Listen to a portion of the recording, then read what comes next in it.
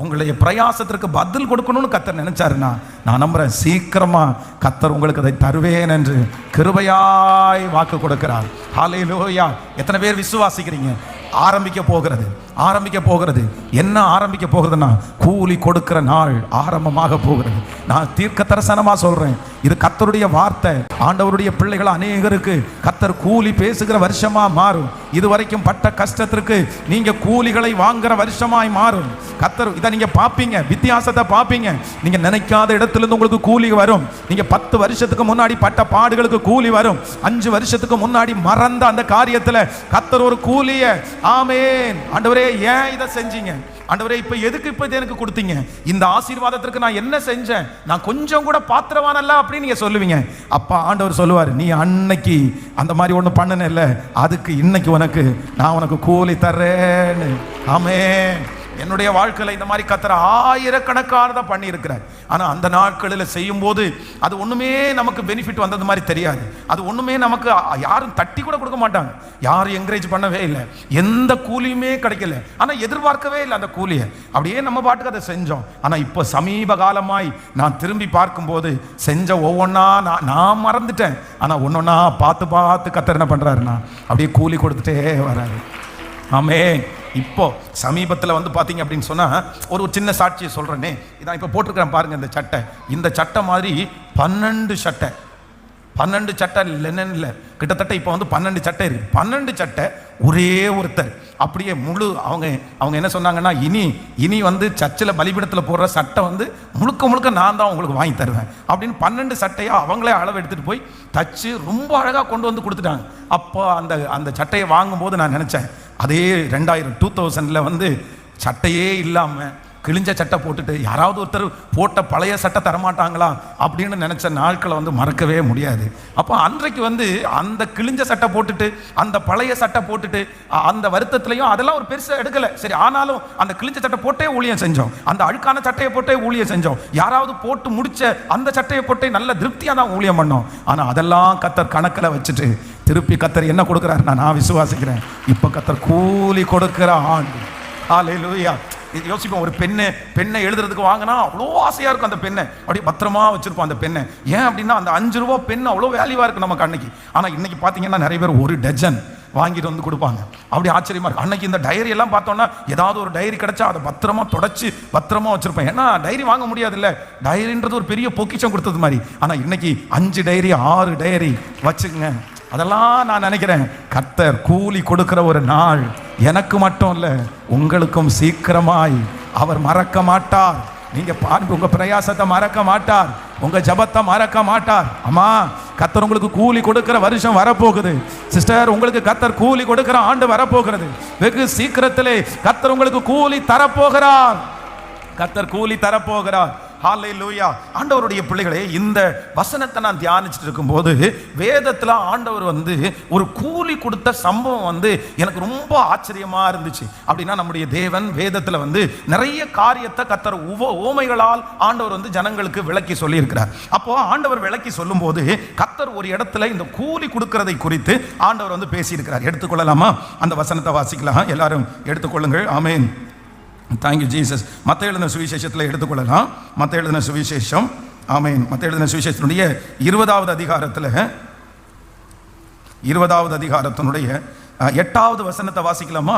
8வது வசனத்தை வாசிக்கலாம். மத்தேயு எழுதின சுவிசேஷம் 20ஆம் அதிகாரத்தினுடைய 8வது வசனத்தை எல்லாரும் சேர்ந்து வாசிக்கலாம். சாயங்காலத்திலே திராட்சை தோட்டத்திற்கு எஜமான் தன் காரியக்காரரை நோக்கி, நீ வேலையாட்களை அழைத்து பிந்தி வந்தவர்களை தொடங்கி முந்தி வந்தவர்கள் வரைக்கும் அவர்களுக்கு கூலி கொடு என்றான். நீங்க அதுக்கு முன்னாடி 4வது வசனத்திலிருந்து வாசிக்கலாமே. ஆமென். 4வது வசனத்திலிருந்து வாசிக்கலாம். நீங்களும் திராட்சை தோட்டத்தில், சரி 1வது வசனத்திலிருந்து வாசிக்கலாமே. 1வது வசனத்தில், பரலோக ராஜ்யம் வீட்டு எஜமானாகிய ஒரு மனுஷனுக்கு ஒப்பா இருக்கிறது. அவன் தன் திராட்சை தோட்டத்திற்கு வேலை ஆட்களை அமர்த்த அதிகாலையிலே புறப்பட்டான். வேலை ஆட்களுடன் நாள் ஒன்றுக்கு 1 பணம் கூலி பேசி அவர்களை தன் திராட்சை தோட்டத்திற்கு அனுப்பினான். அடுத்து 3ஆம் மணி வேளையிலையும் அவன் புறப்பட்டு போய் கடை தெருவிலே சும்மா நிற்கிற வேறு சிலரை கண்டு, நீங்களும் திராட்சை தோட்டத்திற்கு போங்கள், நியாயமானபடி உங்களுக்கு கூலி கொடுப்பேன் என்றான். அவர்களும் போனார்கள். மறுபடியும் 6ஆம் 9ஆம் மணி வேளையிலும் அவன் போய் அப்படியே செய்தான். 11ஆம் மணி வேளையிலும் அவன் போய் சும்மா நிற்கிற வேறு சிலரை கண்டு, நீங்கள் பகல் முழுவதும் இங்கே சும்மா நிற்கிறது என்ன என்று கேட்டான். அதற்கு அவர்கள், ஒருவரும் எங்களுக்கு வேலையிடவில்லை என்றார்கள். போதும் ஆண்டவருடைய பிள்ளைகளே, இந்த சம்பவம் என்ன சம்பவம் அப்படின்னு சொன்னா, அப்படின்னா ஒரு வீட்டு எஜமானன் என்ன பண்றான் அப்படின்னு சொன்னா, தெருவிலே நிற்கிற, பொதுவாக வந்து இப்ப பாத்தீங்க அப்படின்னு சொன்னா, இந்த வேலைக்கு போகிறதுல 2 விதமான டீம் இருக்குது. ஒரு டீம் என்ன அப்படின்னு சொன்னா, ரெகுலரா அவங்க வந்து ஒரு இடத்துல வேலைக்கு போறவங்க ஒரு டீம் இருக்குது.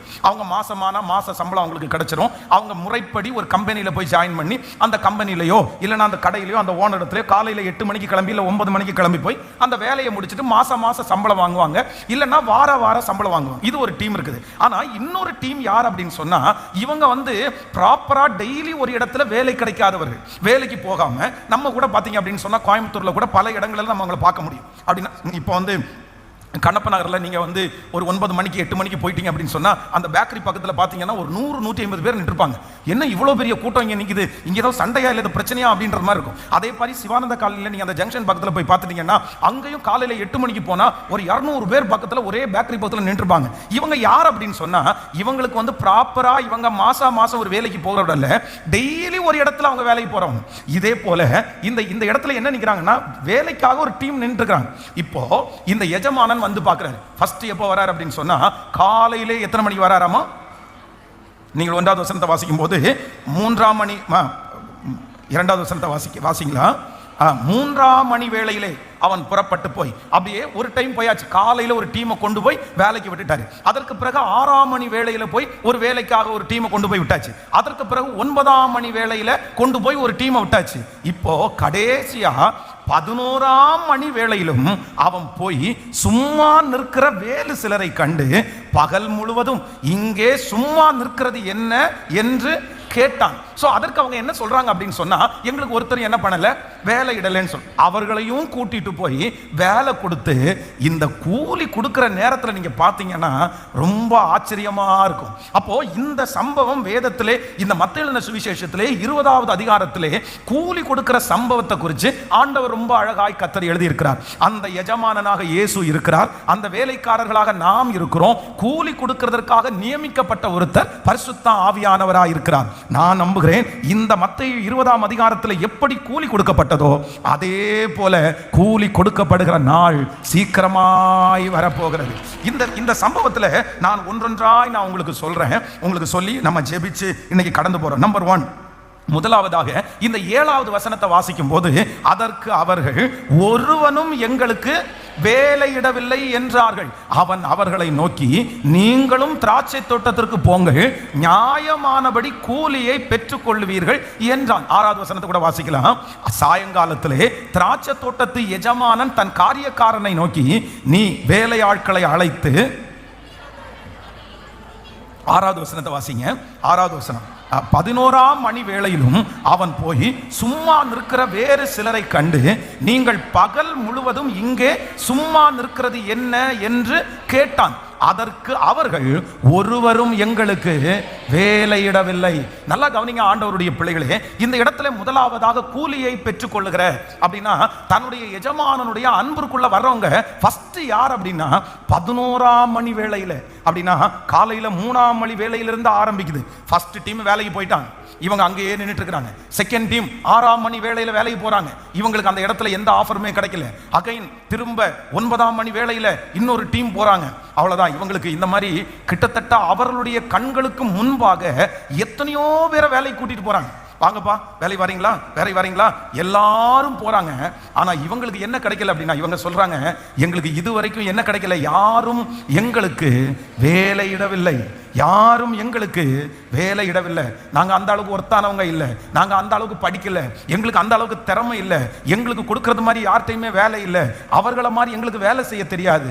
ஆனா இந்த எஜமானன் யாரை அழைத்தார் அப்படின்னு சொன்னா 11ஆம் மணி நேரத்தில் யாருக்கும் வேலை போடாத, காலையிலிருந்து இவ்வளவு மணி நேரம் சும்மா நின்னுட்டு அந்த வேலை ஆட்களுக்கு இந்த எஜமானன் வேலை கொடுக்கிறதற்கு மனதுள்ளவராயிருந்தார். ஆமென் சொல்லுங்க. நான் இந்த சம்பவத்தில் முதலாவதாக ஒன்று நினைக்கிறேன், கர்த்தர் நமக்கு கூலி கொடுக்க போகிறார். அதற்கு முன்பாக நமக்கு ஒரு வேலையை கர்த்தர் தரப்போகிறார். யாருக்கு அப்படின்னா தள்ளப்பட்டவர்களுக்கு, ஒதுக்கப்பட்டவர்களுக்கு, இதுவரையிலும் செலக்ட் ஆகாதவர்களுக்கு, இதுவரையிலும் புறக்கணிக்கப்பட்டவர்களுக்கு, இதுவரையும் வேண்டாம் என்று ஒதுக்கி தள்ளியவர்களுக்கு, இதுவரைக்கும் அந்த லிஸ்ட்ல வராத பலரை கர்த்தர் இன்னைக்கு கிருபையாய் வாக்கு கொடுக்கிறார். இந்த 100 days 100 நாள் ஜபத்தில் கர்த்தர் பரம எஜமானனாயிருந்து, பரலோக எஜமானனாயிருந்து கர்த்தர் வாக்கு கொடுக்கிறார். ஆகாது என்று தள்ளின இந்த கல்லை மூளைக்கு தலைக்கல்லாய் நான் மாற்றுவேன். சொல்லுங்க, நல்ல கரங்களை முழு வெள்ளத்தோட தட்டி, ஆகாது என்று தள்ளின உங்களை கர்த்தர் எடுக்க போகிறார். புறக்கணிக்கப்பட்ட, வேண்டாம் என்று சொன்ன, ரிஜெக்ட் பண்ணப்பட்ட, யாரும் வேலை கொடுக்காத, யாரும் ஒர்க் கொடுக்காத உங்களை ஆண்டவர் முன்னணியிலே நிறுத்துகிற நாள் வரப்போகிறது. அதைத்தான் கர்த்தர் நமக்கு கிருபையாய் ஹல்லேலூயா. நம்ம ஊர்ல இருக்கிற எஜமானனா இருந்தா, நம்ம ஊர்ல இருந்த ஓனரா இருந்தா கண்டிப்பா என்ன பண்ணுவாங்க தெரியுமா? காலையில 1 மணி நேரம் நம்ம லேட்டா போனாலே நம்ம நிறைய பேருக்கு வேலை கிடைக்காது. என்ன சொல்லுவாங்க அப்படின்னு சொன்னா, ஐயோ வேணாப்பா, 1 மணி நேரம் காலையில நீ வந்து காலையில 8 மணில இருந்து 11 மணி வரைக்கும் செய்யற வேலை தான்ப்பா வேலை, அதுக்கப்புறம் நீங்க ஒன்றும் செய்ய மாட்டீங்க.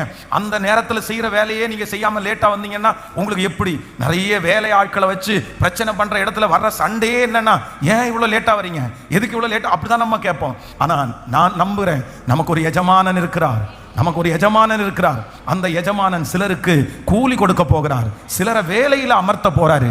யாரை கர்த்தர் அந்த பொசிஷன்ல கொண்டு வர போறாருன்னா, புறக்கணிக்கப்பட்டு வேண்டாம் என்று சொல்லி யாருமே கூலிக்கு அமர்த்தாத, யாருமே கையில எடுக்காத, யாருமே கூப்பிடாத, எல்லா இன்டர்வியூலையும் தோற்று போன, எல்லா இடத்துலையும் ரிஜெக்ட் பண்ணப்பட்ட உங்க பிள்ளைகளுக்கு ஒரு முன்னிடத்தை கர்த்தர் கொடுக்க போறாரு. உங்க குடும்பத்திற்கு ஆண்டவர் ஒரு முன்னிடத்தை கொடுக்க போறாரு. உங்களுக்கு ஒரு முன்னிடத்தை கொடுக்க போறாரு. இது தீர்க்க தரிசனமான வார்த்தை, இது கர்த்தருடைய வார்த்தை. சீக்கிரமாய் அது நடக்க போகிறது. எஸ், ஆமென், ஆமென், ஆமென். ஆண்டவர் சொல்லுகிறார், நான் வழி இல்லாத இடத்திலே உனக்காக வழியை திறப்பேன், பாதை இல்லாத இடத்திலே கர்த்தர் நமக்காக பாதையை திறப்பார். ஹல்லேலூயா. சோ நம்பர் 2, இரண்டாவதாக இந்த சம்பவத்தில் எனக்கு வாசிக்கும் போது ரொம்ப ஆச்சரியமா இருந்த ஒன்று என்ன அப்படின்னா, வாசிக்கலாம் அந்த அதிகாரத்தினுடைய, ஆமென், 20ஆம் அதிகாரத்தினுடைய 6வது 7வது 8வது வசனத்தை வாசிக்கலாமா? வாசிக்கலாம். 11ஆம் மணி வேளையிலும் அவன் போய் சும்மா நிற்கிற வேறு சிலரை கண்டு, நீங்கள் பகல் முழுவதும் இங்கே சும்மா நிற்கிறது என்ன என்று கேட்டான். அதற்கு அவர்கள், ஒருவரும் எங்களுக்கு வேலையிடவில்லை. அவன் அவர்களை நோக்கி, நீங்கள் திராட்சை தோட்டத்திற்கு போங்கள். ஹல்லேலூயா. கவனிங்க ஆண்டவருடைய பிள்ளைகளே, இந்த எஜமானன் வந்து அடுத்து என்ன கேட்கிறார் அப்படின்னு சொன்னா, அவங்கள பார்த்து நானும் பார்த்துட்டு இருக்கிறேன். நான் வந்து 3 மணிக்கு ஒரு டைம் வந்தேன், 6 மணிக்கு ஒரு டைம் வந்தேன், 9 மணிக்கு ஒரு டைம் வந்தேன். ஆனா நான் வர்ற டைம் எல்லாம் நீங்க என்ன பண்றீங்க? இங்கே நின்றுட்டு இருக்கிறீங்க. காலையிலிருந்து நீங்க எங்கேயும் போல, வீட்டுக்கு போல, வெளியே போகல, டீ சாப்பிட போகல, சாப்பாடு சாப்பிட போகல. நான் உங்களை பார்க்குறேன், காலையிலிருந்து இங்கே நீங்க சும்மா இருக்கிறது என்ன அப்படின்னு கேட்ட உடனே அவங்க என்ன சொல்றாங்க அப்படின்னு சொன்னா, இல்ல ஒருத்தரும் எங்களுக்கு, இப்போ இவர் வர்றது இப்போ அடுத்து எத்தனாவது மணி நேரம் அப்படின்னா 11ஆம் மணி வேளை. இப்போ சம்பளம் கொடுக்கறது எத்தனாவது மணி வேளை? சம்பளம் எப்ப கிடைக்கும்? சம்பளம் எப்ப கிடைக்கும்னா 12ஆம் மணி நேரம் வேளையில. இப்போ காலையில 9 மணிலேருந்து ஒருத்தவங்க வேலைக்கு ஆரம்பிச்சிட்டாங்க. 6ஆம் மணி நேரத்தில் காலையில முடிஞ்சிருச்சு, 9ஆம் மணி நேரத்தில் மதியானம் எல்லாம் முடிஞ்சிருச்சு. இப்போ 11ஆம் மணி வேலைக்கு இனி எத்தனை மணி நேரம் தான் இருக்குது?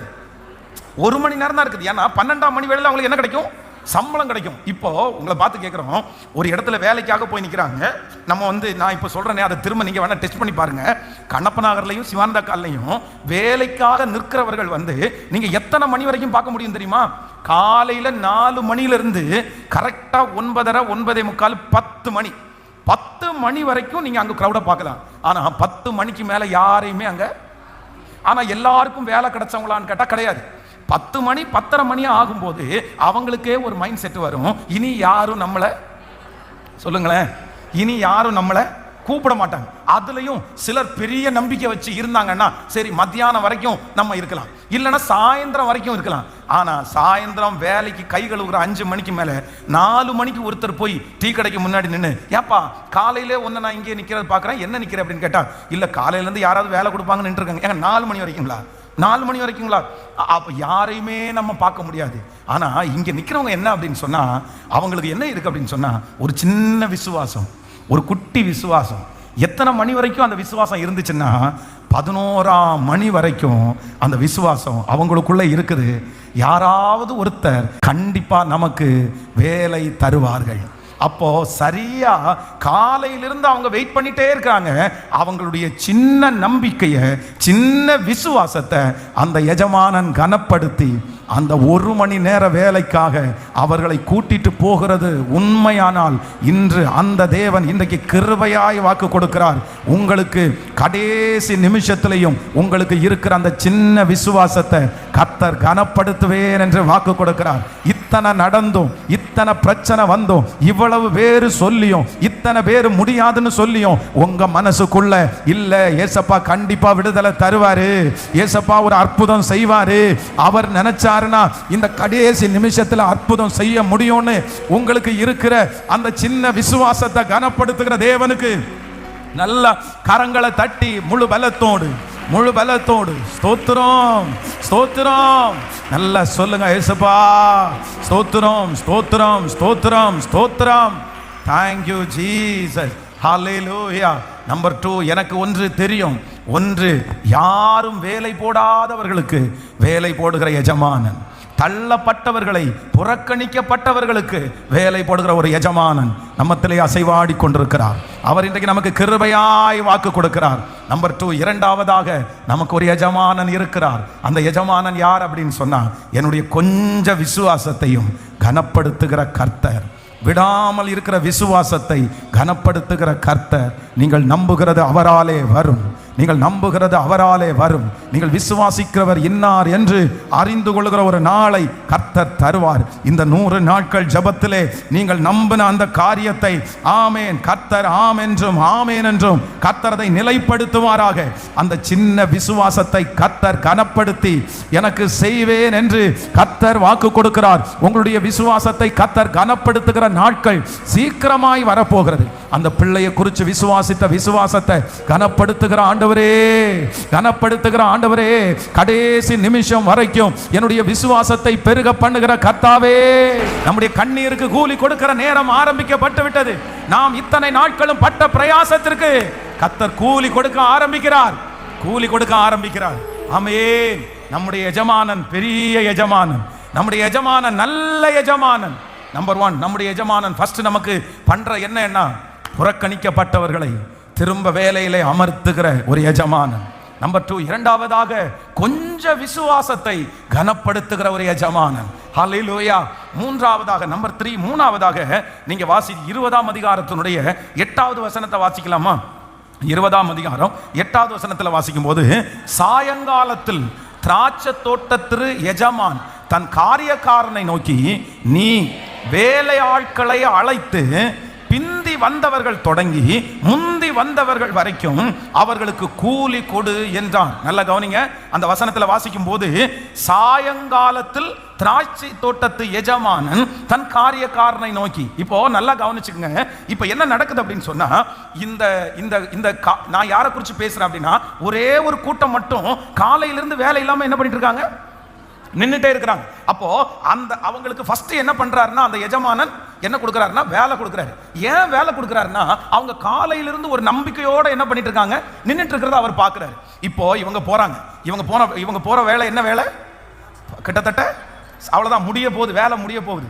இப்போ காலையிலிருந்து ஒவ்வொருத்தர் வேலை செஞ்சுட்டே இருக்கிறாரு. இவங்க போய் சட்டையை கழட்டுறதுக்குள்ள அங்க என்ன முடிஞ்சிருச்சு சொல்லுங்களேன். இவங்க போய் சட்டையை கழட்டி, இப்போ வேலைக்கு வர்ற எல்லாருக்குமே என்ன போட்டிருக்காங்கன்னா, ஒரு டைம் டேபிள் மாதிரி ஒன்று போட்டிருக்காங்க. உள்ள வேலைக்கு போகும்போது அவங்க என்ன பண்ணணும், சைன் போட்டுட்டு உள்ள போகணும். இல்லைன்னா கையில் அந்த நாங்கள் வந்திருக்கிறோம்னா அட்டண்டன்ஸ் போட்டுட்டு உள்ள போகணும். இப்போ இவங்க உள்ள போன உடனே அட்டண்டன்ஸ் போட்டுட்டாங்க. நாங்கள் எதுக்கு வந்தோன்னு, வேலைக்கு வந்தோன்னு அட்டண்டன்ஸ் போட்டுட்டாங்க. ஆனால் இவங்க போய் வேலைக்கு சட்டையை கழட்டி ரெடி ஆகி வேலைன்னு பார்க்கும்போது என்ன ஆயிடுச்சு, வேலை முடிஞ்சிருச்சு. இப்போ இவங்க போன டைம் என்ன டைம் அப்படின்னா, சரியா சாயங்கால நேரம் கூலி கொடுக்கிற டைமுக்கு ஆண்டவர் வந்து அவங்கள கொண்டு போய் நிறுத்தி இருக்கிறார். ஆமென் சொல்லுங்க. நான் நம்புறேன் கர்த்தருடைய பிள்ளைகளே, இந்த வார்த்தையை தீர்க்க தரிசனமா சொல்றேன். உங்களை கர்த்தர் நிறைய ஆண்டவருடைய பிள்ளைகளை ஏற்ற டைமுக்கு, சரியான நேரத்திற்கு, ஆமென், பிரதிபலன் கொடுக்கிற அந்த நேரத்திற்கு, செட்டில்மெண்ட் அந்த டைம்ல, ஆமென், கர்த்தர் உங்க கொண்டு போய் நிறுத்துவேன் என்று கர்த்தர் வாக்கு கொடுக்கிறார். ஹல்லேலூயா. நீங்க அந்த இடத்துல போற நேரம் சரியான நேரமா இருக்கும். நீங்க அந்த ஃபீல்டில் கை வைக்கிற நேரம் சரியான நேரமா இருக்கும். கர்த்தர் ஏற்ற காலத்துல சரியான நேரத்துல கூலி கொடுக்கக்கூடிய அந்த நேரத்துல உங்களையும் என்னையும் கொண்டு போய் நிறுத்துகிறதற்கு கர்த்தர் வல்லவராய் இருக்கிறார்.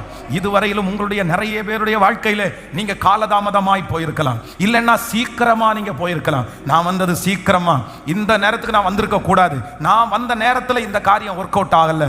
அதே போல நீங்க போன நேரத்துல இது வந்து ரொம்ப வித்தியாசமா போயிருச்சு அப்படின்னா, இதுக்கு மவுஸ் இல்லாம போயிருச்சு அப்படின்னா, ஒரு பிசினஸ்ல இருக்கிறவங்க, ஒரு வேலையில இருக்கிறவங்க எந்த டைமுக்கு போகணும்னா அந்த டைமிங்க்கு தான் உள்ள போகணும். என்ன பொருளா இருக்கட்டும், ஒரு டைம் பார்த்தீங்க அப்படின்னா ரொம்ப பீக்கா இருக்கும், ஒரு டைம் ரொம்ப பெரிய அளவில் இருக்கும். அந்த காரியத்தை குறித்து எல்லாம் பேசுவாங்க. இப்போ என்ன ட்ரெண்டிங்ல இருக்கு அப்படின்னு சொன்னா, இப்போ ஏஐ அப்படின்ற ஒரு சாஃப்ட்வேர் தான் ரொம்ப வந்து அப்டேட்டா இருக்குது. எல்லா பெரிய பெரிய ஐடி கம்பெனிஸும் இப்போ என்ன டார்கெட் கொடுத்துருக்காங்கன்னா, வேலை ஆட்களுக்கு என்ன டார்கெட் கொடுத்துருக்காங்கன்னா, ஏதாவது ஒன்று நீ கண்டுபிடி, ஏஐ வச்சு புதுசா ஏதாவது ஒரு டெக்னாலஜி நீ கண்டுபிடி, அதுதான் இன்னைக்குள்ள டார்கெட். இன்னைக்கு மவுஸ் அதுதான், இன்னைக்கு எல்லார் மத்தியிலும் பேசப்படுறது அதுதான், இன்னைக்கு அதுதான் குறைவா இருக்குது. ஆனா இன்னும் ஒரு 5 வருஷத்துல பாத்தீங்க அப்படின்னு சொன்னா, நிறைய பேர் என்ன ஆரம்பிச்சிருவாங்கன்னா, இந்த ஏஐ சாஃப்ட்வேர் விற்கிறவங்க நிறைய பேர் இருப்பாங்க. அதுக்கப்புறம் அதனுடைய வேல்யூ கொஞ்சம் குறைஞ்சிரும். அப்போ இந்த டைம் யார் ஒருத்தர் ரொம்ப பீக்கா வர்றாங்களோ அவங்க நிறைய சம்பாதிப்பாங்க. அப்போ அந்த சரியான நேரத்திற்கு சரியான ஃபீல்டுக்குள்ள போறது அப்படின்றது சிலருக்கு நடக்கவே நடக்காது. சிலர் பாருங்க, எப்போ ஒண்ணு சீக்கிரமா போயிடுவாங்க, அதை கொண்டு போய் புரிய வைக்கிறதுக்குள்ள என்ன ஆயிரும் சொல்லுங்களேன், புரிய வைக்கிறதுக்குள்ள மண்டையே வெடிச்சிடும். ஒருத்தர் அப்படி அந்த மாப் பிஸ்னஸ் பண்றாரு.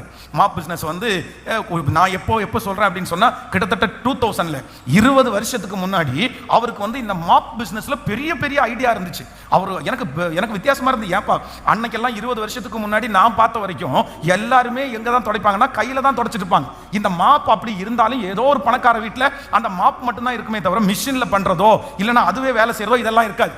ஆனா அன்னைக்கே அவருக்கு அந்த மாதிரி ஐடியா இருந்துச்சு. ஆனா எந்த வீட்டில் போய் மாப் கேட்டாலும் எங்களுக்கு இருக்குங்க துணி, எங்களுக்கு பழைய பெட்ஷீட் இருக்குங்க அப்படின்றது மாதிரியே விடுவாங்க.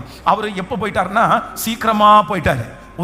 இன்னொன்னு சிலர் எப்படி போவாங்கன்னா, அந்த ஃபீல்டு முடிஞ்சதுக்கு அப்புறம், இல்லைங்க நாங்க வந்து இந்த மாதிரி மேட்டெல்லாம் போடுறது நான் காலம் முடிஞ்சிருச்சு, இப்போ அடுத்த காலம். இது ரெண்டும் இல்லாம ஆண்டவர் நம்மளை எப்படி நடத்தணும் அப்படின்னு சொன்னா, இவங்க போறாங்க பாருங்க, இங்க ஏற்கனவே வேலை செஞ்சுட்டு இருக்கவங்களுக்கு எப்படி இருக்கும் பாருங்க. ஐயோ என்னடா இது, நம்மளும் பேசாம அங்கே இருந்திருக்கலாமோ, வராம இருந்திருக்கலாமோ. கரெக்டான நேரத்தில், கூலி கொடுக்கிற நேரத்தில் இந்த எஜமானன் அவர்களை கொண்டு போய் அங்கே அமர்த்தினார். நான் இதை தீர்க்க தரிசனமா விசுவாசிக்கிறேன். இதுவரைக்கும் உங்க வாழ்க்கையில சிலது சீக்கிரமாகவும் சிலது லேட்டாகவும், சிலது சீக்கிரமாகவும் சிலது தாமதமாகவும், பாஸ்டர் ஏற்ற காலத்தில் எனக்கு எதுவுமே நடக்கல. ஆனா பைபிள் சொல்லுது, ஏற்ற காலத்தில் தன் கனியை தந்து இலையுதிராதிருக்கிற மரத்தை போல் இருப்பான், அவன் செய்வதெல்லாம் வாய்க்கும். எனக்கு இனி இந்த வயதான காலத்துல நான் என்ன பண்ணுவேன், இந்த நேரத்தில் என்ன பண்ணுவேன், எனக்கு ஏற்ற சமயத்தில் கிடைக்காதா, எனக்கு இப்போ நடக்கலைன்னா எப்படி, அப்படிலாம் நீங்கள் நிறைய பேர் யோசித்தாலும் கர்த்தருடைய ஏற்ற சமயம் சீக்கிரமாய் ஆரம்பிக்க போகிறது. நீங்கள் அந்த இடத்துக்குள்ளே போகிற அந்த காரியம், அந்த டைம் சரியான டைமாக இருக்கும். கர்த்தர் உங்களுக்கு வாசலை திறக்கிற அந்த டைம் சரியான டைமாக இருக்கும். பிரதர், இது தீர்க்க தரிசனமான வார்த்தை. உங்களுக்கு அந்த அற்புதத்தை கர்த்தர் செய்கிற அந்த நேரம் ஒரு சரியான நேரமாக இருக்கும். ஆண்டவருடைய வருகை தாமதிச்சுன்னா நீங்கள் சொல்லுவீங்க, எனக்கு சரியான நேரத்தில் கர்த்தர் திருமணம், சரியான நேரத்தில் அந்த குழந்தை, சரியான நேரத்தில் அந்த வேலை, கர்த்தர் எல்லாத்தையும் எனக்கு சரியாதான் செய்திருக்கிறார் என்று நீங்கள் சாட்சி சொல்லுகிற ஒரு நாள், நல்ல கைகளை தட்டி இந்த வார்த்தை ஆம் என்றும் ஆமேன் என்றும். Thank you Jesus, thank you Jesus, amen, hallelujah. இப்போ நம்பர் 1, முதலாவதாக என்ன நடந்துருச்சு? ஃபர்ஸ்ட் இந்த எஜமானன் என்ன பண்றாரு? ஆமென், புறக்கணிக்கப்பட்ட, தள்ளப்பட்ட, ஆமென், ரிஜெக்ட் பண்ணப்பட்ட ஒரு டீமை என்ன பண்றாருன்னா, வாங்க அப்படின்னு கூப்பிடுறாரு, வேலைக்கு கூப்பிடுறாரு. நம்பர் 2, இரண்டாவதாக அவங்கள்ட்ட இருக்கிற அந்த கொஞ்சம் ஃபெய்த், அவ்வளவுதான். காலையிலேருந்து சாயந்தரம் வரைக்கும் இருக்கிற அந்த விசுவாசத்தை கனப்படுத்தி அவர்களை வேலைக்கு கூட்டு போறாரு. நம்பர் 3, மூன்றாவதாக இவங்க அந்த வேலை ஸ்தலத்துக்குள்ள போகும்போது அந்த நேரம் என்ன நேரமா இருக்குதுன்னா, அந்த நேரம் தான் கூலி கொடுக்கிற நேரமாவே இருக்குது. இவங்க மற்றவங்கள மாதிரி பிரயாசப்படலை, இவங்க மற்றவங்கள மாதிரி வெயில் இவங்க மேல படலை, அவங்க மற்றவங்கள மாதிரி காலையிலிருந்து வேர்வை சிந்தி ரொம்ப கஷ்டப்படலை. ஆனா கர்த்தர் இவங்களை ரைட் டைம் உள்ள கொண்டு போய் கொஞ்ச நேரத்திலேயே அவர்களுக்கு கூலி கொடுக்க வைக்கிறதற்கு கர்த்தர் வல்லவராக இருக்கிறார். இது ஆம் என்றும் ஆமேன் என்றும் நடக்க போகிறது. ஹல்லேலூயா. இந்த சம்பவத்துல நம்பர் 4, நாலாவதாக எனக்கு ரொம்ப பிடிச்சது என்ன அப்படின்னு சொன்னா, நீங்க வாசிக்கலாமே, 8வது வசனத்தை வாசிக்கலாம்.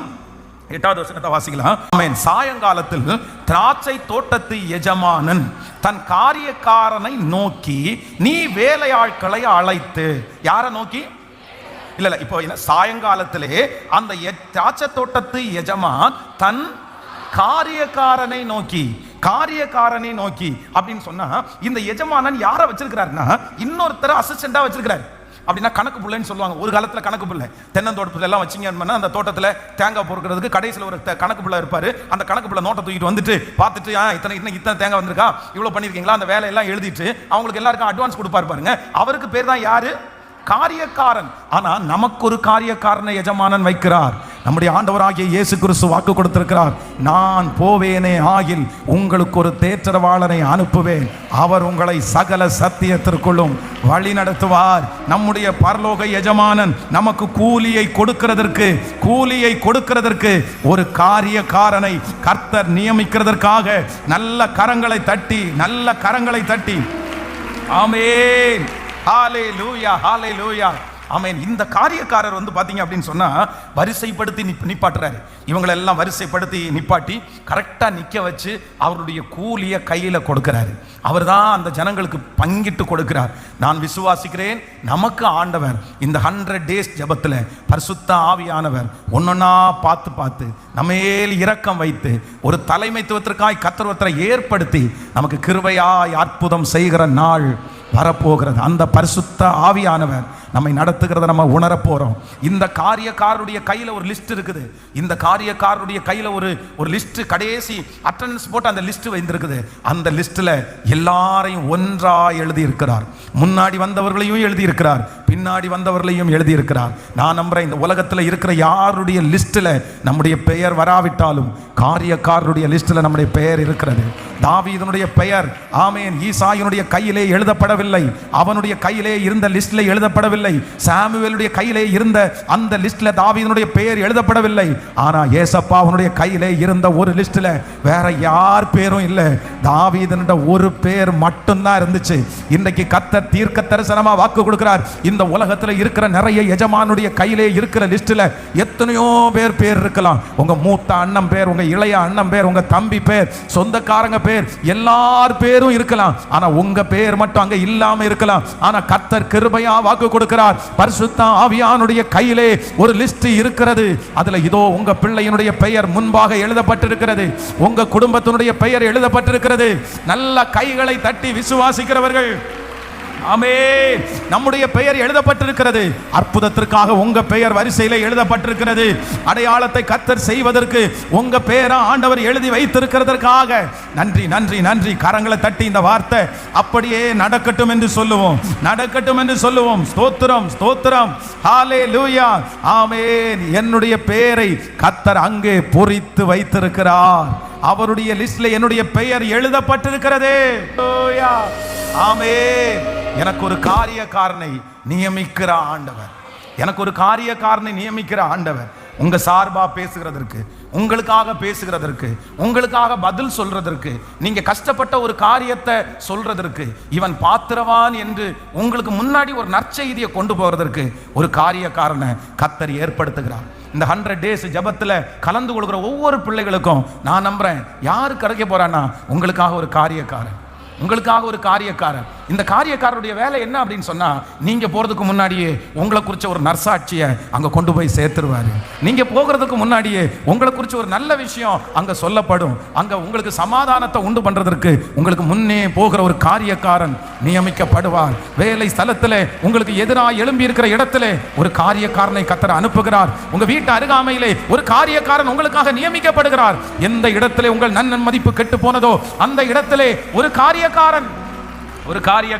ஹல்லேலூயா. எத்தனை பேர் ஜெபம் பண்றீங்க?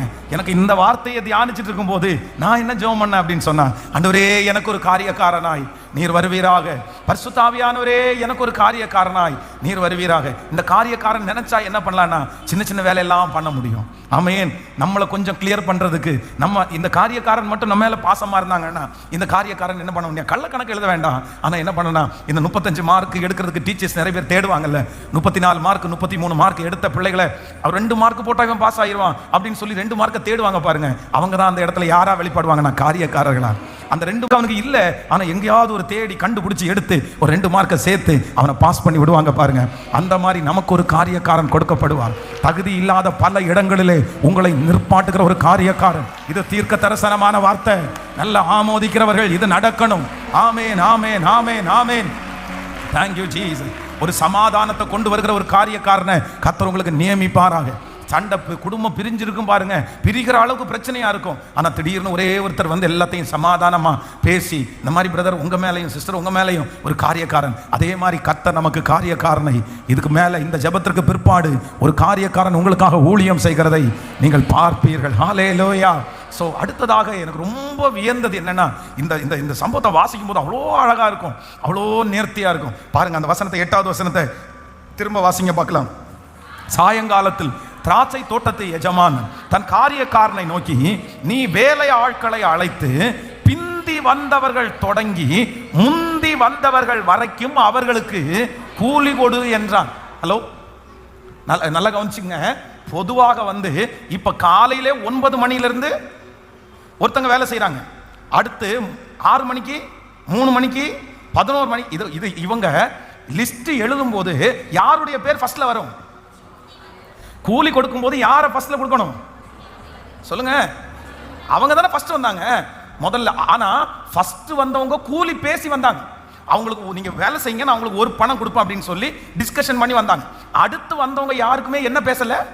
கூலி பேசல. அவங்கள்ட்ட நீ போய் வேலையை பாரு, உனக்கு நியாயமானபடி நான் தருவேன், அவ்வளவுதான். அவங்க உடனே என்ன, ஃபர்ஸ்ட்ல வந்தவங்களுக்கு தான் நிறைய பேருக்கு என்ன ஜாஸ்தின்னா ஹெட் வெயிட் ஜாஸ்தி. நான் படிச்சு, நான் பட்டம் பெற்று, நான் 100 மார்க் வாங்கி, நான் பயங்கரமாக அதை பண்ணி இதை பண்ணி நான் வந்து நிற்கிறேன், எனக்கு சம்பளம்னா இவ்வளோ வேணும், நான் பர்ஃபெக்ஷனாக வருவேன், 9 மணிக்குன்னா 9 மணிக்கு உள்ளே வருவேன், 4 மணிக்கு போயிடும், அது வேற போயிட்டோம். ஆனால் நம்மளை மாதிரி ஒரு சிலர் இருப்பாங்க பாருங்க, கொடுத்தா போதும்யா, செஞ்சா போதும்யா, என்னுடைய சர்டிஃபிகேட்டை பார்த்தா நீங்கள் கொடுக்க முடியாதியா, என்னுடைய திறமையை பார்த்தா உனக்கு கூலியை நியாயமான மாதிரி கொடுப்பேன்ப்பா, பரவாயில்லைங்க நீங்கள் கொடுக்கறது போதுங்கய்யா. இந்த மாதிரி ஒரு டீம் இப்போ எல்லாருடைய லிஸ்டையும் எழுதி இருக்கிறார். ஆனா இந்த எஜமானன் இந்த காரியக்காரனை பார்த்து, எப்பா நீ சம்பளம் கொடுக்கும் போது என்ன பண்ணுனா, முன்னாடி வந்தவங்கள இருந்து போகாத, எப்படி பிந்தி வந்தவர்கள். எனக்கு இந்த வசனத்தை வாசிக்கும் போது அவ்வளோ எவ்வளோ நல்ல ஆண்டவர் நம்முடைய ஆண்டவர் இல்லை. அதைத்தான் ஆண்டவர் முந்தினோரை பிந்தினோராய் மாற்றி முந்தினோரை ஹல்லேலூயா ஆகாது என்று தள்ளினவர்களை முன்னாடி கொண்டு வந்து நிறுத்துகிற கர்த்தர். பிந்தினவர்கள் தொடங்கி நீ எப்படி வா அப்படின்னா, இப்போ 1 மணி நேரம் வேலை செஞ்சாங்க பாருங்க, அவங்கள ஃபர்ஸ்ட் கொண்டு வா, அவங்களுக்கு ஃபர்ஸ்ட் கொடு, பின்னாடியிலிருந்து அந்த சம்பளத்தை கொடுக்க ஆரம்பிக்கிறாங்க. இன்றைக்கு கர்த்தர் கிருபையாய் வாக்கு கொடுக்கிறார். உங்க அநேகருக்கு கர்த்தர், நீங்க ரொம்ப காலதாமதமா, ரொம்ப லேட்டா, இப்போ ஒருவேளை எல்லாரும் முன்னாடி வந்ததை நினைச்சு நீங்க ரொம்ப வருத்தப்படலாம். ஆனா கர்த்தர் கூலி கொடுக்கிறவர் எங்கிருந்து ஆரம்பிக்கிறார்னா, உங்களிலிருந்து தான் கூலியை கர்த்தர் ஆரம்பிக்கிறார். உங்களிலிருந்து தான் ஆண்டவர் கூலியை ஆரம்பிக்கிறார். உங்களுக்கு தான் கர்த்தர் ஃபர்ஸ்ட் ஒரு பிரிஃபரன்ஸை கர்த்தர் தரப்போறாரு. ஆமென், ஸ்தோத்திரம். இது சீக்கிரமாய் நடக்க போகிறது. கர்த்தர் உங்களுக்கு மாறாதவராய் இருந்து, நான் அவங்கள மாதிரி இல்லையே, நான் அவங்கள மாதிரி வேலை செய்யலையே, நான் அவங்கள மாதிரி சீக்கிரமா வரலையே, எனக்கு தகுதி இல்லை, நீங்க ஒதுங்கி நிறைய பேர் நிக்கிறீங்க, நீங்க தூரத்துல போறீங்க. ஆனா கர்த்தர் பின்னாடி இருந்த உங்க பேரை எடுத்து கர்த்தர் முன்னாடி கர்த்தர் வைக்கிறார். நீங்கள் முன்னுக்கு கடந்து வருகிறீர்கள். பின்னுக்கு இருந்த உங்களை கர்த்தர் முன்னுக்கு கொண்டு வருகிறார். பின்னுக்கு இருந்த உங்க பிள்ளைகளை ஆண்டவர் முன்னுக்கு கொண்டு வர்றாரு. பின்னாடி இருந்த உங்க குடும்பத்தை கர்த்தர் இந்த ஜெபத்துக்கு பிற்பாடு முன்னாடி கொண்டு வருவாரு. பிரதர், நீங்க முன்னாடி வருவீங்க. சிஸ்டர், ஆண்டவர் உங்களை முன்னாடி கொண்டு வருவாரு. என் அன்பு தகப்பனே, தாயே, உங்க குடும்பத்தை ஆண்டவர் முன்னாடி கொண்டு வருவாரு, முன்னாடி கொண்டு வருவாரு. ஓ ஹalleluya. ஒரு காரியக்காரன் இந்த ஆராதனையில அசைவாடுகிறார். ஒரு காரியக்காரன் இந்த சத்தத்தை கேட்கிற ஒவ்வொருவரையும் கர்த்தர் தீர்மானிக்கிறார். ஹalleluya. பின்னாடி இருக்கிற உங்களுக்கு தான் முதல் உரிமையை கொடுக்க போறார். ஆண்டவருடைய வருகை தாமதிக்குமானால் வருகிற ஆண்டு உங்களிலிருந்து தான் கணக்கு ஆரம்பிக்க போகிறது. உங்களிலிருந்து தான் அந்த அற்புதம் ஆரம்பிக்க போகிறது. உங்களிலிருந்து தான் அந்த செழிப்பு ஆரம்பிக்க போகிறது. நல்ல கரங்களை தட்டி ஆமென் ஆமோதிக்கிறவர்கள் அந்த அபிஷேகத்தின் வல்லமை குடும்பத்தில் பின்னுக்கு தள்ளப்பட்ட உங்களிலிருந்து, ஹalleluya, குடும்பத்தில் பின்னுக்கு தள்ளப்பட்ட உங்களிலிருந்து இப்போ அந்த லிஸ்ட் கர்த்தர் எடுக்க ஆரம்பிக்கிறார். அந்த கூலியை கர்த்தர் கொடுக்க ஆரம்பிக்கிறார். அந்த நன்மையை கொடுக்க ஆரம்பிக்கிறார். உங்களிலிருந்து தான் ஆரம்பிக்குது. அந்த ஆசீர்வாதம் உங்களிலிருந்து தான் ஆரம்பிக்குது. மகளே, உன்னுடைய வீட்டிலே ஒதுக்கப்பட்ட உன்னிடத்திலிருந்து தான் ஆரம்பிக்குது. ஆமென். உங்களிலிருந்து தான் ஆரம்பிக்குது. நான் ஆராதிக்கிற தகப்பன் ஒரு காரியக்காரனை நியமித்து அடுத்ததாக கிருபையாய் வாக்கு கொடுக்கிறார். Thank you Jesus. என்னுடைய கணக்கு, அவருடைய கணக்கு, அவருடைய ஆசீர்வாதம் எங்க இருந்து ஸ்டார்ட் ஆகுதுன்னா, பிந்தினவர்களிடமிருந்து தொடங்கி முந்தினவர்கள் வரைக்கும். ஹalleluya. கைகளை அசைத்து ஒரு ஹalleluya சொல்லுங்க. இது எப்பாவது ஒரு டைம் தான் நடக்கும். நம்ம ஜெபம் பண்ணும்போது ஸ்கூல்ல இது நிறைய பேருக்கு நடந்திருக்கும். எப்போன்னா எஸ்ஐ கொஸ்டின் தெரியாத போது ரட்சிக்கப்பட்ட பிள்ளைகளாக இருந்தால் பின்னாடி இருந்து ஒரு ஜெபம் பண்ணுவாங்க. ஆண்டவரே, எப்போவுமே இந்த வாத்தியார் பின்னாடி இருந்து சொல்லுங்கன்னு சொல்லுவார். இன்னைக்கு அப்படி சொல்லக்கூடாது, முன்னாடி இருந்து சொல்லணும் அப்படின்னு ஆரம்பித்தா, இங்கேருந்து ஸ்டார்ட் பண்ணுன்னு சொன்னால் நமக்கு தெரியும் 10 பேர் சொல்லி முடிக்கிறதுக்குள்ளே பெல் அடிச்சிடும், சார் கிளம்பிடுவார் அப்படின்னு. நிறைய பேருடைய ஜெபம் ஸ்கூலில் படிக்கும்போது தான் உங்களுக்கு ஜெபம் இந்த மாதிரி ஜெபம்லாம் கேட்கப்பட்டிருக்கோம். இப்போ லிட்டரலாக இந்த ஜெபம் நடக்க போகுது. உங்களுக்கு எங்கேருந்து ஆரம்பிக்க போகுதுன்னா, ஹalleluya, ஹalleluya, ஆமென். பிந்தி வந்தவர்கள் தொடங்கி முந்தி வந்தவர்கள் வரைக்கும் கூலி கொடுக்கிற ஒரு நாளை கர்த்தர் கிருபையாய் கொண்டு வரப்போகிறார். ஹalleluya. கடைசியா இந்த சம்பவத்தில் எனக்கு ரொம்ப பிடிச்சது என்ன அப்படின்னு சொன்னா, வாசிங்க 9வது வசனத்தை வாசிங்க பார்க்கலாம். ஆமென். அப்பொழுது 11ஆம் மணி வேளையில் வேலை அமர்த்தப்பட்டவர்கள் வந்து ஆளுக்கு ஒவ்வொரு பணம் வாங்கினார்கள். ஹலோ, இப்போ நினைச்சுங்க, இப்போ வரிசை எப்படி நிற்குது? பிந்தினவர்களை அப்படியே யூ டர்ன் போட்டு ஃபர்ஸ்ட்ல காலில் வந்தோம், அவங்க பின்னாடி போயிட்டாங்க, இவங்க முன்னாடி வந்து 11ஆம் மணி வேளையில் வந்தவங்களுக்கு எவ்வளோ கொடுத்தாச்சு கையில். ஆனால் இவர் என்ன பண்ணல, பெருசா வேலையே செய்யல. சட்டையை கழட்டுறதுக்கு முன்னாடி டைம் ஆகி போச்சேன், காலை கழுவி உள்ள போறதுக்கு முன்னாடி டைம் ஆகி போச்சேன். இவருக்கு உடனே சந்தோஷமா இருந்துச்சு. என்ன ஒரு எப்படி ஒரு ஆனந்தமா இருக்கும்ல, அந்த சந்தோஷம் உங்களுக்கு வரும். இந்த ஜெபம் முடியறதுக்குள்ள அந்த சந்தோஷம் வரும். இந்த 100 days ஜெபம் முடியறதுக்குள்ள கர்த்தர் இப்படிப்பட்ட ஒரு சந்தோஷத்தை நிச்சயம் தருவார். ஆமென். அந்த கூலியை கையில வாங்கின உடனே இவங்க எந்த பணமும் பேசல, இவங்க எவ்வளவு கிடைக்கும்னு கேட்கல. சும்மா நின்னவங்களுக்கு கூப்பிட்டு கடைசியில் 1 மணி நேரம் வேலையை கொடுத்துட்டு கையில ஒரு பணம், டெய்லி காலையில இருந்து சாயந்தரம் வரைக்கும் உழைக்கிறவங்களுடைய பணம் கையில கொடுத்தோன்னா வாங்கிட்டு சந்தோஷமா இந்த பக்கம் திரும்புறாங்க. அடுத்து 10வது வசனத்தை வாசிக்கலாம். முந்தி அமர்த்தப்பட்டவர்கள் வந்து தங்களுக்கு அதிக கூலி கிடைக்கும் என்று எண்ணினார்கள். இப்போ பின்னாடி லைன்ல இருக்கிறவங்களுக்கு இப்போ இவங்க நினைச்சது நியாயமா இல்லையா? நியாயம் தான். ஏன்னா முன்னாடி 1 மணி நேரத்தில் வந்தவனுக்கு ஒரு பணம், அப்ப காலையில இருந்து நம்ம வேலை செய்யறோம், நமக்கு இப்ப என்ன நடக்குது பாருங்க. எண்ணினார்கள், அவர்களுக்கும் ஆளுக்கு ஒவ்வொரு பணம் வாங்கினார்கள். முஞ்சி அப்படியே சொண்டி போயிருச்சு.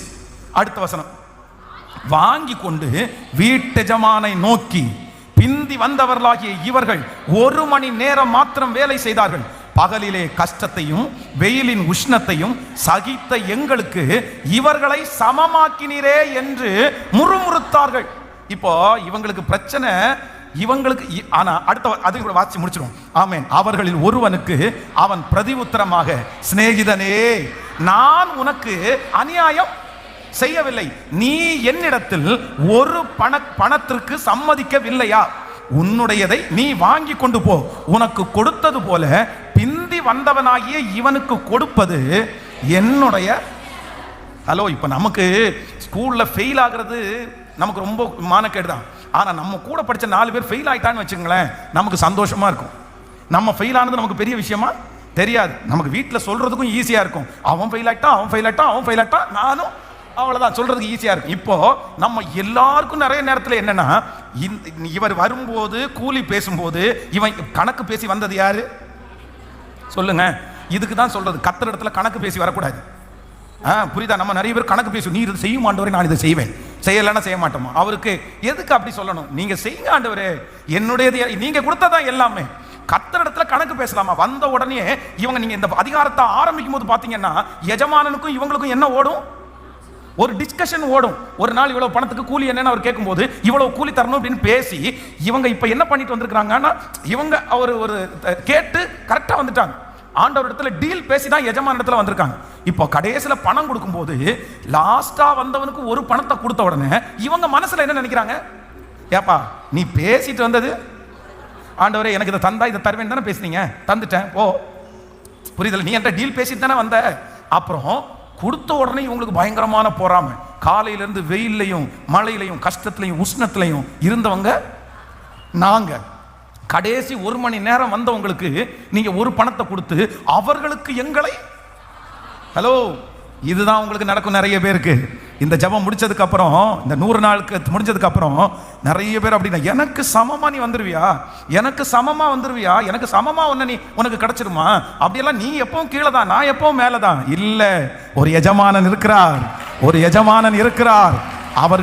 அவர்களுக்கு சமமாக்குற ஒரு எஜமானன், உங்க குடும்பத்தில் இருக்கிற அவர்களுக்கு சமமாக்குற எஜமானன். ஆமென். உங்களை பகைத்த அவர்களுக்கு சமமாக்குற எஜமானன், உங்களை குறைவாய் நினைத்த அவர்களுக்கு சமமாக்குன எஜமானன் ஒருவன் இருக்கிறார். இப்ப எங்களுக்கு சமமாக்குனீரே. உடனே எஜமானன் என்ன சொல்றாருன்னா, டேய் உனக்கு ஒரு பணத்தை நான் பேசிட்டேன், உனக்கு கொடுத்துட்டேன், இவங்களுக்கு அரை பணம் கொடுக்கணுமா, ஒரு பணம் கொடுக்கணுமா, 3 பணம் கொடுக்கணுமா, அது யார் இஷ்டம். உங்க மேல ஒருத்தனும் பொறாமப்படலாம் முடியாது. நிறைய பேருக்கு பொறாம வந்து, இவனுக்கு இவளுக்கு இவளுக்கு இந்த மனுஷிக்கு இப்படி வரலாமா அப்படின்னு. இதுக்கு முன்னாடி இந்த ரயில்வே கட்டுக்கு அந்த பக்கம் ஒரு சர்ச்சு நம்ம டெடிகேஷன் பண்றோம் அப்படின்னா, வாடகை இடத்துல வாங்கி அது கிட்டத்தட்ட ஊழியம் ஆரம்பிச்சு ஒரு 3வது வருஷத்திலேயே 2வது சர்ச்சை நம்ம மாத்திரம். அப்போ மாற்றும் போது வந்து கொஞ்சம் பேர், அன்னைக்கு ஒரு 100 பேர் இருப்பாங்க, 150 பேர் இருப்பாங்கன்னு வச்சுங்களேன். அன்னைக்கு நிறைய பேரை கூப்பிட்டு இந்த மாதிரி டெடிகேஷன் ஆரம்பிச்சு, டெடிகேஷன் முடிச்சுட்டு ஃபர்ஸ்ட் சர்ச்சை விட்டு நான் வெளியே வரேன். வெளியே வந்த உடனே ஒரு டீம் அவன் வந்து, பாஸ்டர் உங்களை குறித்து ரொம்ப மோசமாக பேசினாங்க ஒரு டீமு அப்படின்னு. என்ன குறித்து மோசமாக பேசுறதுக்கு என்ன இருக்கு? இல்லை, வெளியில பேசிட்டு இருக்கிறாங்க, நம்ம 10 வருஷமா இங்கே இருக்கிறோம், நம்மளே இது வரைக்கும் ஒரு சர்ச்சு கட்டு ஓப்பன் பண்ணவே இல்லை, இவன் போன 3 வருஷத்துக்கு முன்னாடி வந்தா, அதுக்குள்ள இவன் இந்த இடத்துல வாடகைக்கு வாங்கி ஒரு சர்ச்சு கட்டிருக்கான், இவன் எப்படி இப்படி கட்ட முடியும் அப்படின்னு ரொம்ப இதுவாக பேசிட்டு இருக்காங்க. எனக்கு வந்து கஷ்டமா இருக்குது அப்படின்றது மாதிரி அவங்க சொல்லி அந்த டிஸ்கஷன். அப்போ வந்து வளராத சர்ச்சு கொஞ்சம் பேர், நான் எனக்கு ரொம்ப வருத்தமாக தான் இருந்துச்சு. ஏன்னா பேசினவங்க ரொம்ப நான் நேசிக்கிறவங்க, ரொம்ப முக்கியமானவங்க, அந்த மாதிரி வருத்தமா இருந்துச்சு. ஆனா இன்னைக்கு இதை வாசிக்கும் போது நினைக்கிறேன், 3 வருஷமா 2 வருஷமோ யாருக்கு என்ன கொடுக்கணும்ன்றது சத்தமா சொல்லுங்க. அவர் இஷ்டம், அவர் இஷ்டம். உங்களுக்கு என்ன எப்ப கொடுக்கணும்னு அவர் இஷ்டம். உங்க மேல பொறாமப்பட்டு யாரும் இருக்க முடியாது. நான் நம்புறேன், கர்த்தராகிய ஆண்டவர் கிருபையாய் வாக்கு கொடுக்கிறார். உங்களை நிறைய பேருக்கு கர்த்தர் சமமாக்க போகிறார். ஆமென். சமமாக்க போகிறார். உங்களை கீழ் தள்ளினவர்களுக்கு கர்த்தர் சமமாக்க போகிறார். அது அவர் இஷ்டம். கர்த்தருடைய பிள்ளைகளுக்கு விரோதமாய் ஒருவரும் பொறாமைப்பட முடியாது. ஏன் இவனுக்கு இது செஞ்சீங்கன்னு யாரும் கேட்க முடியாது. கொடுக்கிறது யாருக்கு எவ்வளவு கொடுக்கிறது, எப்படி கொடுக்கிறது, எப்படி ஆசீர்வதிக்கிறது, எப்படி பயன்படுத்துறது, அது நம்ம கையில் இல்லவே இல்லை. அது யார் இஷ்டம்னா, ஒருவனை தாழ்த்துகிறவரும் உயர்த்துகிறவரும் அவர் ஒருவர் மட்டுமே. ஆனாலும் இத்தனை ஆசீர்வாதங்கள் நமக்கு வந்தாலும் நமக்கு மேலான ஆசீர்வாதம் அவர் ஒருவர் மட்டும்தான். இது வரும் போகும், இது கிடைக்கும் கிடைக்காது. ஆனா இயேசு கிறிஸ்து ஆராதிக்கிற ஆண்டவர் மட்டும் நேற்றும் இன்றும், அந்த சொத்து மட்டும், அந்த சொத்து மட்டும், இது அசையா சொத்து, அது அசையா சொத்து. அந்த சொத்தை மட்டும் நம்மை விட்டு யாரும் பிரிக்கவே முடியாது.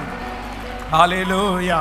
எத்தனை பேர் ஆமோதிக்கிறீர்கள்? கர்த்தர் கிருபையாய் வாக்கு கொடுக்கிறார். இந்த 83வது நாள் உனக்கு நான் கூலி கொடுக்கிறதுக்கு நாள் வந்தது. ஹல்லேலூயா. இப்போ நான் என்ன நம்புறேன்னா, இந்த சத்தத்தை கேட்குற எல்லாரும், இங்கே இருக்கிற எல்லாரும், நம்ம லைனாக எங்கே நிற்கிறோம்னா அப்படியே கூலி வாங்குறதுக்காக நிற்கிறோம். நம்முடைய எஜமானன் அப்படியே உட்கார்ந்து இருக்கிறாரு. பரிசுத்த ஆவியானவர் பிதாவாகிய தேவன் மேலே இருக்கிறாரு. இயேசு கிறிஸ்து நமக்காக பரிந்து பேசுகிறார். நம்முடைய காரியக்காரராகிய பரிசுத்த ஆவியானவர் நமக்குள்ள கூலியை கையில் வச்சிருக்கிறாரு. அவர் கூலியை கையில் கொடுக்கிறாரு. கொடுக்கும்போது பின்னாடி இருக்கிற நிறைய பேர் சொல்றாங்க, இவனுக்கு கொடுக்காதீங்க, இவனுக்கு கொடுக்காதீங்க, இவன் தகுதி இல்லை, இவனுக்கு கொடுக்கவே கூடாது, இவன் இப்பதான் வந்தான், இவன் நேற்றைக்கு முளைச்ச காலம், இவனுக்கு எதுக்கு நீ செய்யணும் அப்படின்னு நிறைய பேர் குற்றப்படுத்தும் போது, அங்கே இருந்து காரியக்காரராகிய பரிசுத்த ஆவியானவர் அவர்கள் வாயை நீங்க அடைக்க வேண்டியதில்லை. அவர் வாயை அடைச்சு சொல்றாரு, அவனுக்கு என்ன கொடுக்கணுமோ ஏன் இஷ்டம், ஏன் இஷ்டம், என்னுடைய விருப்பம், நான் யாருக்கு என்ன செய்கிறனோ அவர் செய்ய நினைத்ததை யார் தடுக்க முடியும்? ஹalleluya. கர்த்தர் நம்மை சமமாக்குற ஒரு எஜமானன், சமமாக்குற எஜமானன்.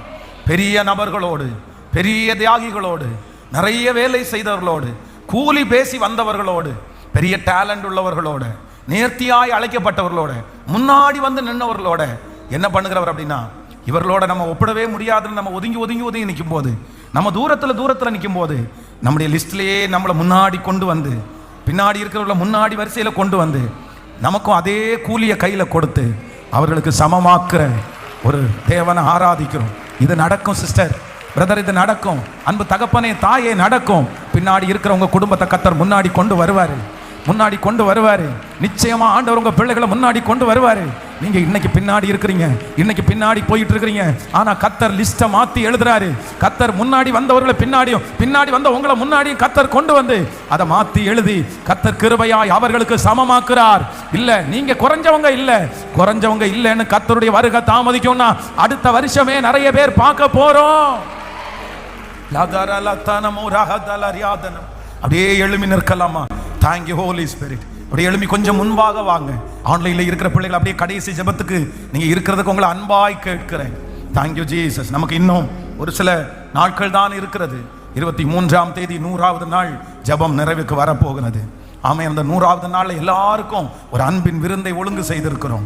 ஸ்தோத்திரம். 5 மணிக்கே அன்னைக்கு ஆரம்பமாகும். உங்களுடைய சாட்சிகள் எல்லாம் சீக்கிரமா நீங்க வந்து கீழே ஒரு வாட்ஸ்அப்ல ஒரு நம்பர் கொடுத்துருப்பாங்க. சர்ச்சிலையும் கொடுக்குறவங்க சீக்கிரமா அந்த சாட்சிகள் எல்லாம் கொடுத்துருங்க. ஆண்டவர் உங்களை கிருபையாய் கர்த்தர் நடத்துவார். ஹல்லேலூயா. ஆண்டவர் இன்னைக்கு கிருபையாய் நமக்கு வாக்கு கொடுக்கிறார். நான் உனக்கு, அது அவனுடைய சேனைக்கு கூலியா இருக்கும், அது அவனுடைய சேனைக்கு கூலியா இருக்கும். 18வது வசனத்திலிருந்து எசேக்கியேல் வாசிக்கும் போது ரொம்ப அழகாய் சொல்லப்படுகிறது. ஆமேன். பின் 18வது வசனம். ஆமேன். Thank you Jesus. எசேக்கியேல், மனுபுத்திரனே, பாபிலோன் ராஜாவாகிய நேபுகாத் நேச்சார் தீருவுக்கு முன்னே தன் சேனைகளிடத்தில் கடும் ஊழியம் வாங்கினான். ஒவ்வொருவனுடைய தலையும் மொட்டையாயிற்று, ஒவ்வொருவனுடைய தோள் பட்டை தோலும் உரிந்து போயிற்று. ஆனாலும் அவன் தீருவுக்கு விரோதமாய் செய்த ஊழியத்தினாலே அவனுக்காவது அவன் சேனைக்காவது கூலி கிடைக்கவில்லை. ஆகையால் கர்த்தராகிய ஆண்டவர் சொல்லுகிறது என்னவென்றால், இதோ நான் பாபிலோன் ராஜாவாகிய நேபுகாத் நேச்சாருக்கு எகிப்து தேசத்தை கொடுக்கிறேன். அவன் அதன் ஏராளமான ஜனத்தை சிறைபிடித்து அதன் ஆஸ்திகளை எல்லாம் சூறையாடி அதன் கொள்ளை பொருட்களை எடுத்துக் கொள்ளுவான். இது அவனுக்கு சேனைகளின் கூலியா இருக்கும். ஆமென். 18வது வசனத்திலே அவனுக்கு கூலி கிடைக்கவில்லை என்று எழுதியிருக்கிறது. 19வது வசனத்திலே இது அவனுக்கு கூலியா இருக்கும் என்று சொல்லப்பட்டிருக்கிறது. ஹல்லேலூயா, ஹல்லேலூயா. எத்தனை வருடமானாலும், எத்தனை மாதங்களானாலும் நான் செய்த காரியத்தை கணக்கில் வைத்து எனக்கு கூலி கொடுக்கிறவர், அம்மா மறந்திருக்கலாம், அப்பா மறந்திருக்கலாம், அப்பா கூலி கொடுக்காம இருக்கலாம், அம்மா கூலி கொடுக்காம இருக்கலாம், நீங்க செஞ்ச யாருமே உங்களுக்கு கூலி கொடுக்காம இருக்கலாம், எல்லாருமே நீங்க செஞ்ச நன்றியை மறந்திருக்கலாம், நீங்க உழைச்ச உழைப்ப மறந்திருக்கலாம், நீங்க பட்ட கஷ்டத்தை மறந்திருக்கலாம். ஆனா கர்த்தராகிய ஆண்டவர் வாக்கு கொடுக்கிறார், இல்ல, அவர் நீங்க செய்ததை மறக்க மாட்டார். பிரதர் மறக்க மாட்டார், சிஸ்டர் மறக்க மாட்டார். கூலி கொடுக்கலன்னு சொன்ன அதே அதிகாரம், அதே வசனம் இது அவனுக்கு கூலி ஆகும்னு சொல்லுது. பரமதேவன் உங்களை விட்டுருவாரா? அம்மா மாதிரி உங்களை விட்டுருவாரா? அப்பா மாதிரி உங்களை கண்டுக்காம விட்டுருவாரா? சொந்தக்காரங்க மாதிரி உங்களை விட்டுருவாரா? அண்ணன் தம்பி மாதிரி உங்களை விட்டுருவாரா? அவர் விட மாட்டார், அவர் விட மாட்டார். அவர் கூலி கொடுக்கிற கர்த்தர், அவர் பதில் கொடுக்கிற கர்த்தர், உடைய பிரயாசத்திற்கு பதில் கொடுக்கிற கர்த்தர். கைகளை உயர்த்தி சத்தமாய் இயேசுவே முழு பலத்தோடு சொல்லுங்க, சொல்லுங்க. நான் நம்புறேன் இந்த வார்த்தை. சொல்லுங்க, முழு பலத்தோடு. பத்தாது, நல்ல சத்தமா, சத்தமா இயேசுவே. இதோ ஒரு தேவன் வந்திருக்கிறார். அவர் கூலி கொடுக்கிறவராய் வந்திருக்கிறார், கூலி கொடுக்கிறவராய் வந்திருக்கிறார். நீங்கள் உழைத்த உழைப்பிற்கு, நீங்கள் பட்ட கஷ்டத்திற்கு, நீங்க வடித்த கண்ணீருக்கு அப்பா கொடுக்காத கூலி, அம்மா கொடுக்காத கூலி, கூட பிறந்த உடன் சொந்தங்கள் கொடுக்காத கூலி, முன்னோர்கள் கொடுக்காத கூலியை கணக்கிலே வைத்து அந்த கூலியை கொடுக்கிறதற்கு இதோ ஒரு தேசிக்கிற ஒரு தகப்பன், ஒரு எஜமானன், ஒரு காரியக்காரன் உங்களுக்கு முன்னே வந்திருக்கிறார். நம்புறவங்க கரங்களை தட்டி, நல்ல கரங்களை தட்டி, thank you Jesus, thank you Jesus, thank you Jesus. சத்தமா இயேசுவேன்னு ஜெபிக்க ஜெபிக்க ஜெபிக்க ஜெபிக்க ஜெபிக்க. அக்கினி அக்கினி அக்கினி அக்கினி அக்கினியாய் அக்கினியாய் நம் தபரஹ தோலர தேரஹ அதேலபர. இப்பொழுது தேவனால் அனுப்பப்படுகிற ஒரு அக்கினி, தேவனால் அனுப்பப்படுகிற ஒரு அக்கினி எதிரியினுடைய பாளையத்திற்குள்ள கடந்து போகட்டும், விரோதமாக எழும்புறவருடைய பாளையத்துக்குள்ள கடந்து போகட்டும், அந்த பொறாமையினால் காரியத்தை செய்கிற அந்த நபர்களுக்குள்ள கடந்து போகட்டும், அந்த கோராகின் கூட்டத்திற்குள்ள கடந்து போகட்டும், அந்த குறை சொல்லுகிறவர்களுக்குள்ள கடந்து போகட்டும், அந்த எதிராக எழும்புறவர்களுக்கு கடந்து போகட்டும். தேவனால் அனுப்பப்படுகிற ஒரு பட்டயம், தேவனால் அனுப்பப்படுகிற ஒரு பட்டயம். லோத்தரா தேவராமா நம்தோ நம ரஹத்தே அக்கினினால் பதிலளிக்கும் தேவன், அக்கினினால் பதிலளிக்கும் தேவன். இப்போ மகிமையாய் மகிமையாய் ஜீசஸ் ஜீசஸ் ஒவ்வொருவர் மேல் நீ தபா ரோஹதலரம் இந்தனரோ தலர் யாதரமா. நடக்கட்டும் நடக்கட்டும் நடக்கட்டும். இந்த அற்புதம் இந்த அற்புதம் இந்த வசனத்தினுடைய ஆழம் நிறைவேறுகிறதுக்குரிய காலம். யாதரமா உதஹதலர் யாதரம் லோதரலத்தனரமா. Thank you Jesus, thank you Jesus, thank you Jesus. பரலோக தகப்பனே, பரமதேவனே, உம்முடைய முகத்தை நோக்கி பார்த்தவர்கள் வெட்கப்பட்டு போவது இல்லை, வெட்கப்பட்டு போவது இல்லை. உமது முகத்தை நோக்கி பார்த்தவர்கள் வெட்கப்பட்டு போவது இல்லை. ஸ்தோத்திரம் ஸ்தோத்திரம். கூலி கொடுக்கிற தேவன் நீர் அல்லவா ஆண்டவரே. Thank you Jesus.